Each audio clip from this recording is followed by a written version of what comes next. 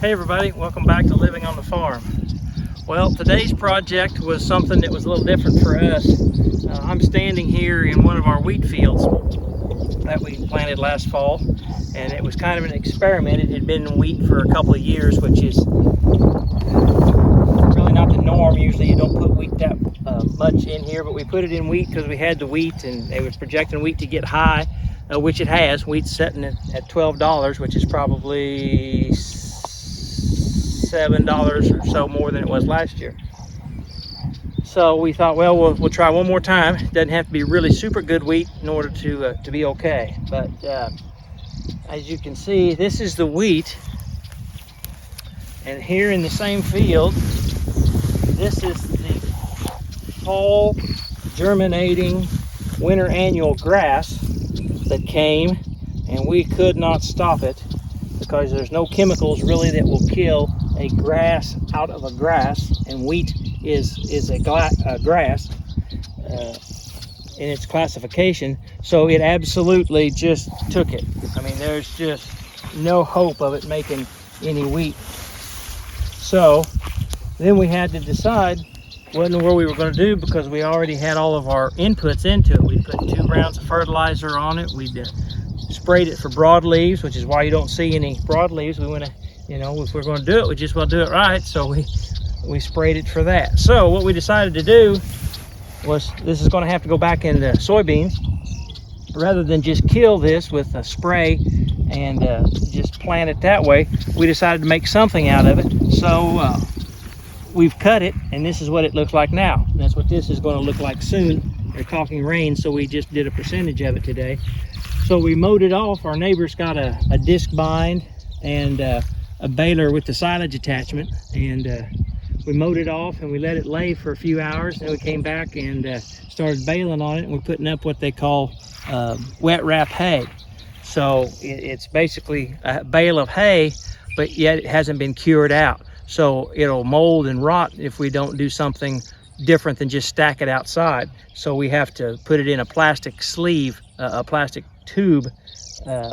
So that's what we're involved in now.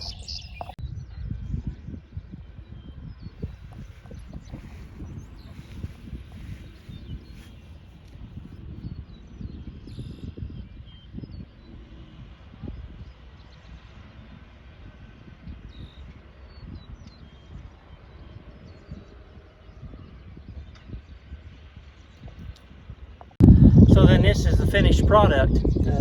This white wrap is kind of a industrial grade cling wrap, and it's layered on there as the bale goes through the tube wrapper, and that's all one continuous piece of plastic. And then we seal up the ends, and you'll see here, this is kind of like pushing on a balloon. I push it in, it pops right back out. That means we've done a good job of sealing this up, and we've trapped the air in it. And during the fermentation process, then this will suck down as it ferments, and that's exactly what we were looking for when we seal them off. The reason that we kind of do this, and this has become popular in the cattle industry, is right back to the same old thing. It's just simple economics. The protein content of this kind of a bale of hay is probably 3 times as good as a bale of dry hay that we cut, cure, and roll up. And it also turns out a lot more tonnage. A good acre of hay, dry hay around here, will make about 2.5 bales to the acre. This here made just about 4 1/4 bales to the acre. So you don't have to have as much ground in your forage production to make the same amount of hay. Not only is it better roughage for them than our dry rolled hay, also by doing this, we're really hoping to be able to cut back on our corn consumption that we have for the cattle.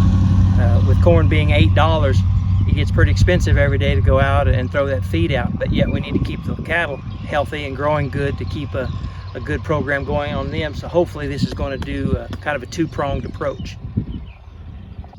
But anyway, it was something new for us. Other people have been doing it for quite a while. We just weren't set up to do it, but we were able to get some help from some friends, and we greatly appreciate that. And until next time, it's all good.